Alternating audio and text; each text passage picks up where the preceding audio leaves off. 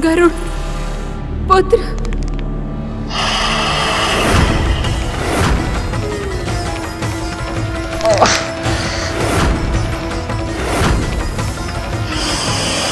कसके पुत्र, और कसके ताकत बढ़ाओ।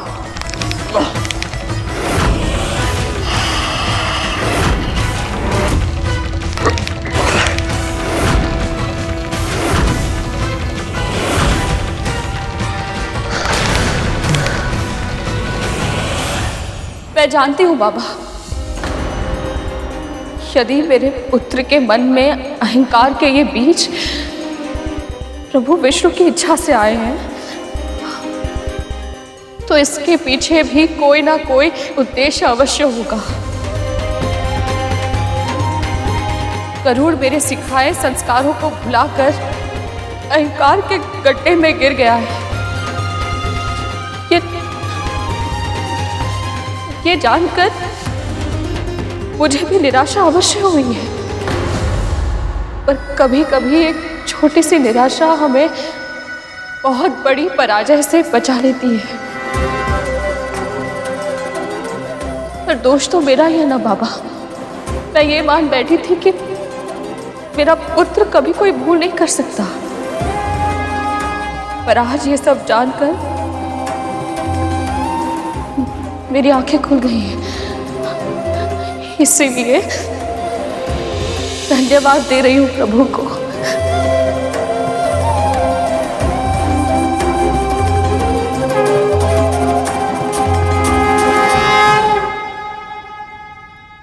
अद्भुत है इनका विश्वास, अद्भुत है इनकी भक्ति। इतना दुख पाकर भी इसे आपका आशीर्वाद समझकर स्वीकार कर रही है। ये भक्तों की ऐसी भक्ति ही मुझे भगवान बना देती। जिस पुत्र की देवी विंता जैसी मां हो, बुराई भले ही उसको छू ले, पर उसके हृदय में स्थान नहीं बना सकती।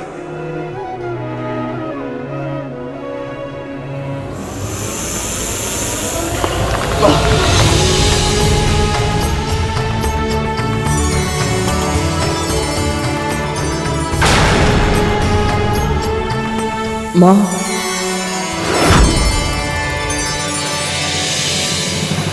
अहंकार पतन का कारण होता है। अपने चारों ओर देखकर कुछ वृक्ष अहंकार से तने खड़े हैं, किंतु कुछ वृक्ष स्वाभिमान और विनम्रता का संतुलन स्थापित कर वायु के साथ झूल रहे हैं। जब आंधी आएगी तो तने हुए शीश वाले वृक्ष धूल में मिल जाएंगे, परंतु अपने लचीलेपन के कारण विनम्र वृक्ष वायु के वेग के साथ झुक जाएंगे और आंधी बीत जाने पर फिर से खड़े हो जाएंगे। मंदराचल पर्वत को भले ही मैं यहाँ पर उठा कर लाया, परंतु इसे मथना तो देवता और दानव को ही है, और यदि आप मेरे साथ नहीं चले, मैं आपको बलपूर्वक उठा कर ले जाऊंगा। मुझे क्षमा कर दीजिए मां, मैं आपके दिए संस्कारों को भूल गया।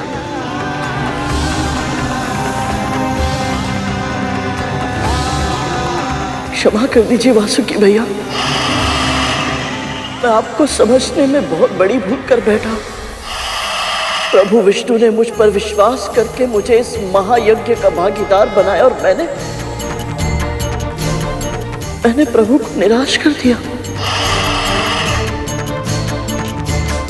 अभी तो केवल इस दास ने अपनी नाग भूमि पर रगड़ी है, पर उन देवों और दानवों का शीश मेरे सामने झुकना शेष है अभी।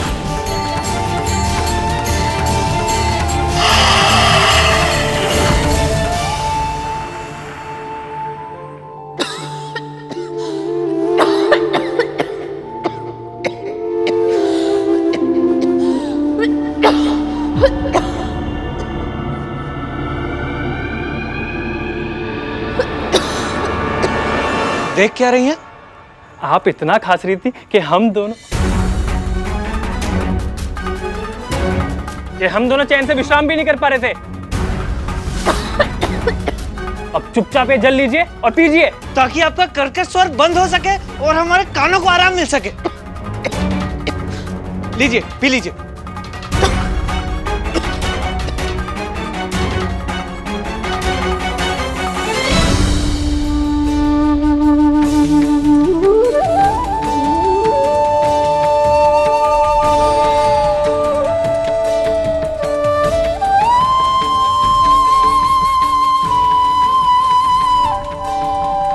धूमल,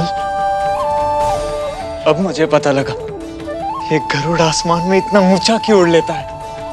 हाँ तक तो किसी के लिए कुछ अच्छा कार्य करके और उपकार करके कितना हल्का हल्का अनुभव होता है।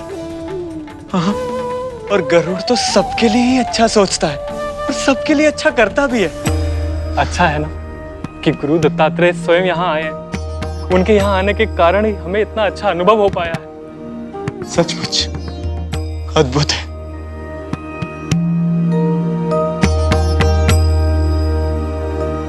जिस कुटिया के आसपास मैं और तक्षक भैया पहुंच भी नहीं पा रहे, ये दोनों वहां आराम से घूम रहे हैं। गरुड़ पुत्र,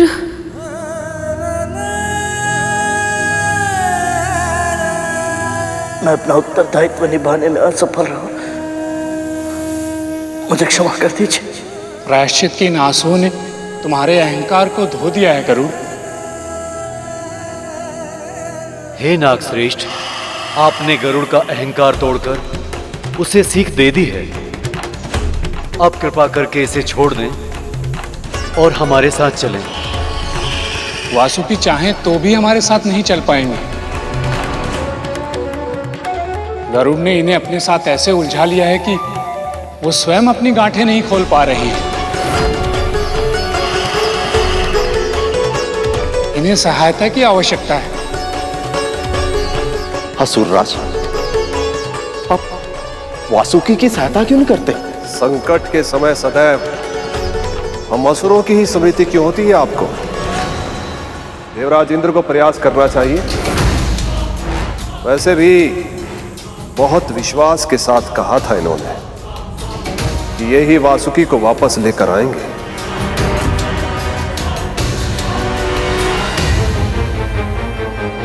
ये घोषणा तो आप असुरों ने भी की थी असुरराज।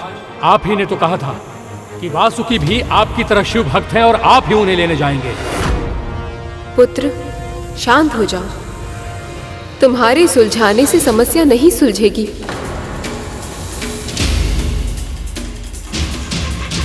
कद्रू, जब तक तुम वासुकी को अनुमति नहीं दोगी, उसे यहां से ले जाना संभव नहीं है।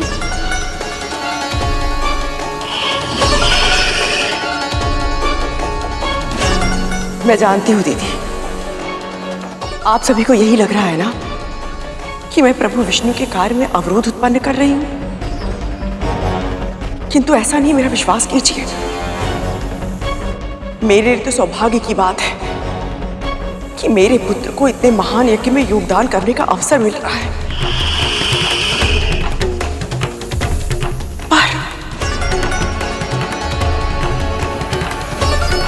पर क्या देवी? पर एक माँ का हृदय अपने सभी पुत्रों के लिए चिंतित रहता है। मुझे केवल एक ही बात का भय है कि कहीं मेरा एक पुत्र मेरे अन्य सभी पुत्रों की मृत्यु का कारण ना बन जाए। कद्रू, ये कैसी अनर्गल बातें कर रही हो तुम? क्यों?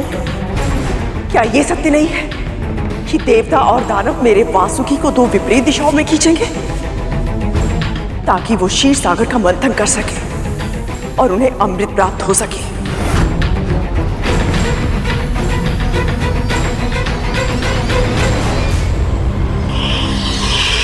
दानवों के पास पहले से ही संजीवनी विद्या है, फिर भी वो अमृत प्राप्त करने के लिए मंथन में भागीदार बन गए ताकि केवल देवता मृत्यु पर जीत पाकर अमर ना हो जाए। पर मेरे पुत्रों का क्या दीदी? क्या उन्हें इसमें समान अधिकार नहीं मिलना चाहिए? क्षमा कीजिए विमाता कद्रू, पर अमृत के लिए सबसे अधिक योग्य हम देवता हैं।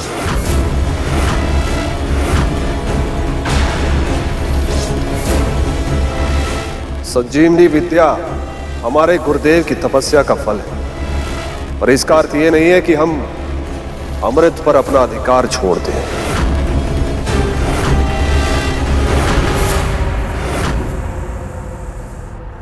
अभी समुद्र मंथन आरंभ भी नहीं हुआ है। लेकिन आप सबके हृदय में उसे पाने की इतनी तीव्र इच्छा हो गई कि आप सब भूल गए कि अमृत ही समुद्र मंथन का एकमात्र उद्देश्य नहीं है, जबकि धर्म के अनुसार आप सभी को अपना अपना कार्य करना चाहिए और फल की चिंता प्रभु विष्णु पर छोड़ देनी चाहिए। आप सब जानते हैं प्रभु किसी के साथ अन्याय नहीं होने देंगे, सबको उनके कर्मों के अनुसार फल अवश्य मिलेगा। सुना तुमने कद्रू? हो गया तुम्हारा मन शांत? क्या हुआ? अब शांत क्यों? कुछ कहते क्यों नहीं? नहीं, क्या चाहती हो तुम? हम सब तुम्हारे सामने हाथ जोड़े, तुम्हारी आरती उतारे। आरती करने की आवश्यकता नहीं है दीदी, किंतु हाँ, मेरे पुत्रों के लिए समान सम्मान की आवश्यकता अवश्य है, जो देवताओं ने दानवों को दिया था।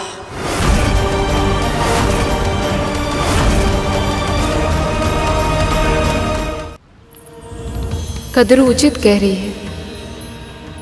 जब किसी को किसी से कुछ मांगना हो तो शीश झुकाना ही चाहिए।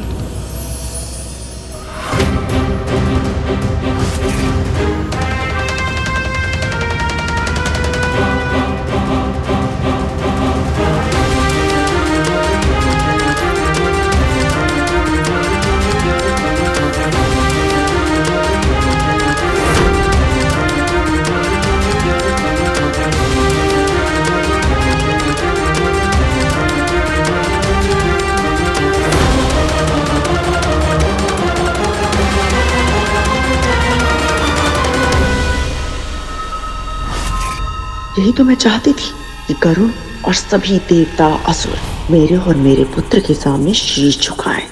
अब समुद्र मंथन में मेरे पुत्र भी सहभागी होंगे और अमृत पर भी उनका अधिकार होगा।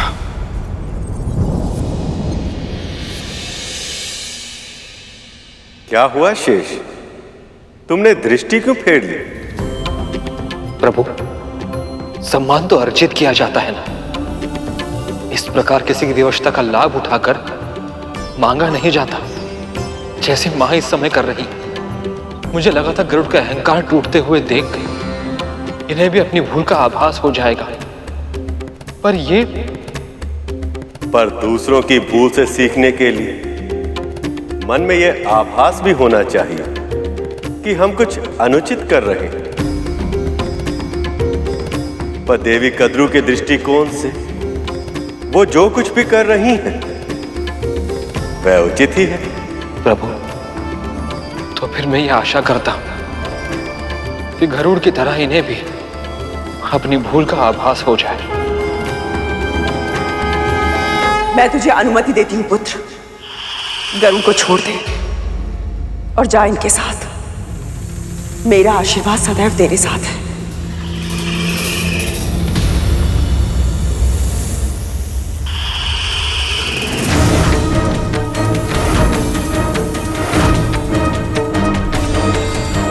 क्या हुआ पुत्र?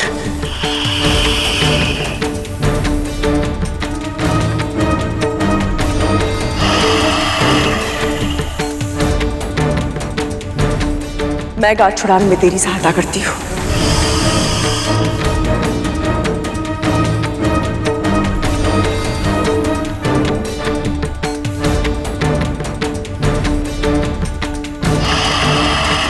इसकी पूछ कहाँ से आरंभ होती है और तन कहाँ समाप्त होता है, कुछ समझ ही नहीं आ रहा है।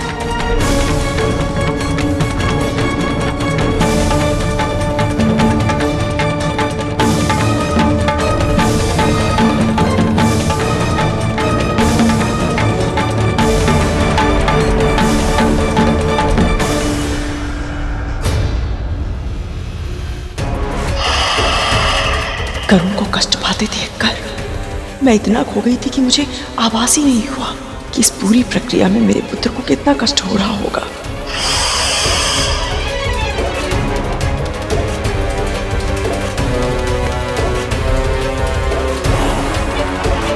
ये गांठें तो खुल ही नहीं रही हैं।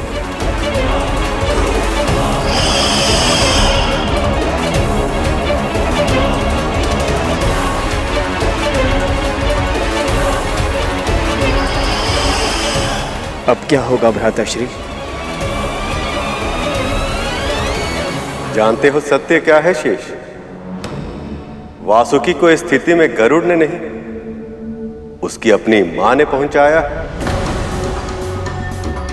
जब माता पिता बहुत महत्वाकांक्षी हो जाते हैं तो कभी कभी अपने संतानों के जीवन को अपनी इच्छाओं के जाल से उलझा देते हैं। फिर चाहे वो कितना भी प्रयत्न क्यों ना कर ले, उनकी उलझनों को सुलझा नहीं पाते। तो फिर प्रभु, वासुकी की ये उलझनें कैसे सुलझेंगी? महादेव शिव शंकर की सहायता से। एक भक्त को उसके समस्याओं से मुक्ति केवल और केवल उसके आराध्य प्रभु ही दिला सकते हैं। हम सबको मिलकर महादेव की स्तुति करनी चाहिए।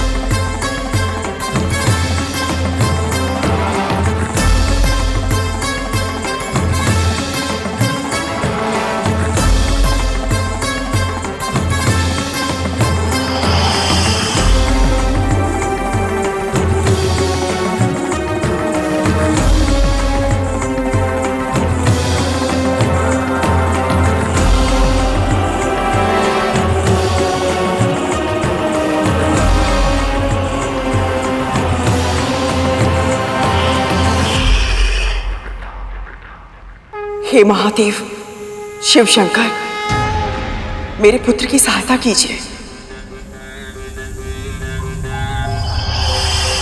समुद्र मंथन की डोर बनकर प्रभु विष्णु के कार्य में योगदान देना ही इसकी नियति है।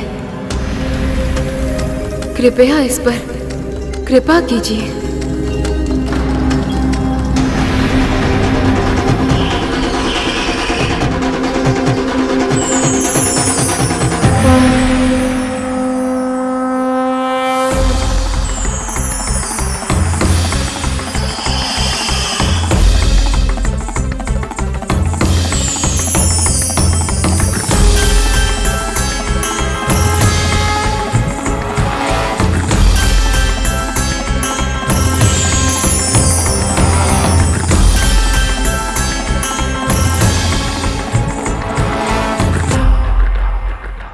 मेरा प्रणाम स्वीकार कीजिए महादेव। मैं तुम्हारी तपस्या से अत्यंत प्रसन्न हूं वासुकी। मैं तुम्हें वरदान देता हूं, समुद्र मंथन पूर्ण होने के उपरांत तुम मेरे पास लौटाओगे।